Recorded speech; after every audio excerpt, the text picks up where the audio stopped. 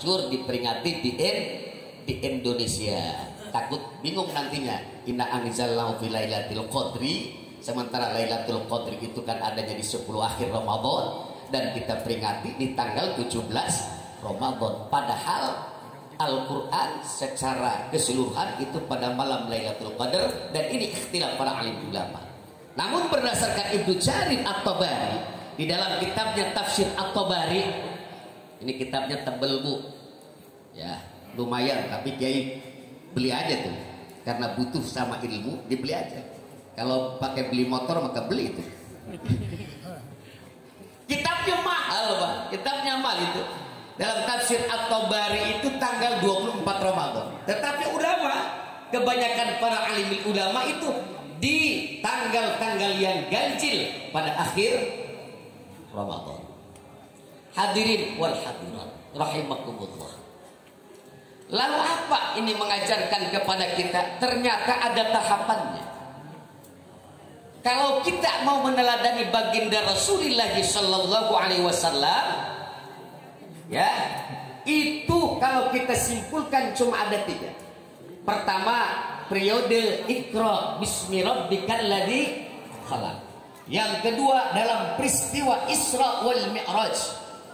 Dan yang terakhir peristiwa hijrah baginda Rasulullah Muhammad dari Mekah ke Madinah.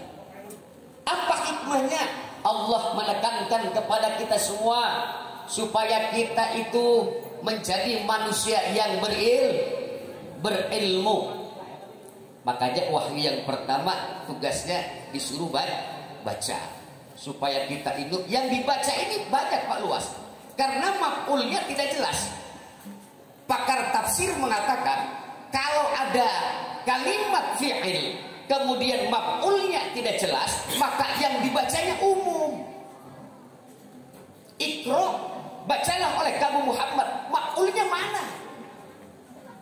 Nah, ketika ada kalimat fi'il, fa'ilnya jelas Muhammad, tetapi maf'ulnya hilang, maka ini menandakan bahwa yang dibaca itu umum. Jadi bukan hanya Al-Quran yang kita baca, tetapi alam semesta pun kita baca. Air kita baca karena dalam air ada ilmu. Batu kita baca karena di dalam batu ada ilmu. Gunung kita baca karena dalam gunung ada ilmu. Baik gunung yang berdiri tegak maupun gunung yang jalan-jalan. Harus dibaca.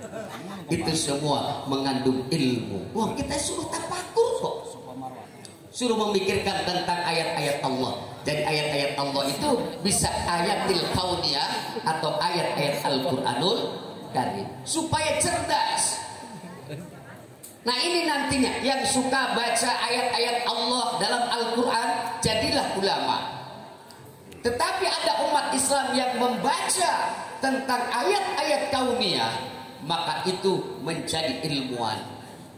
Menjadi apa? Menjadi apa Bu?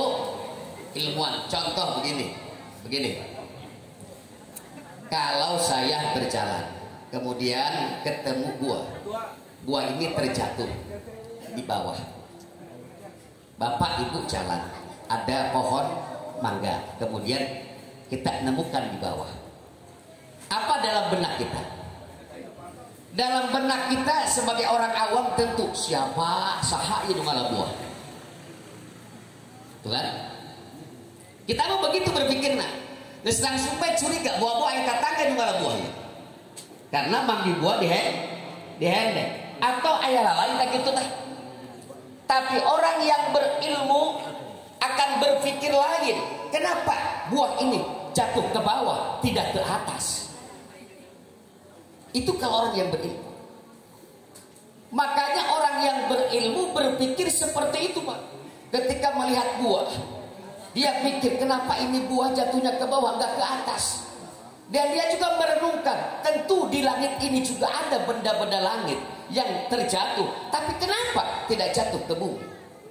Dia bertafakur, dia pikir terus sampai ketemu. Oh, ternyata ini ada gravitasi bumi.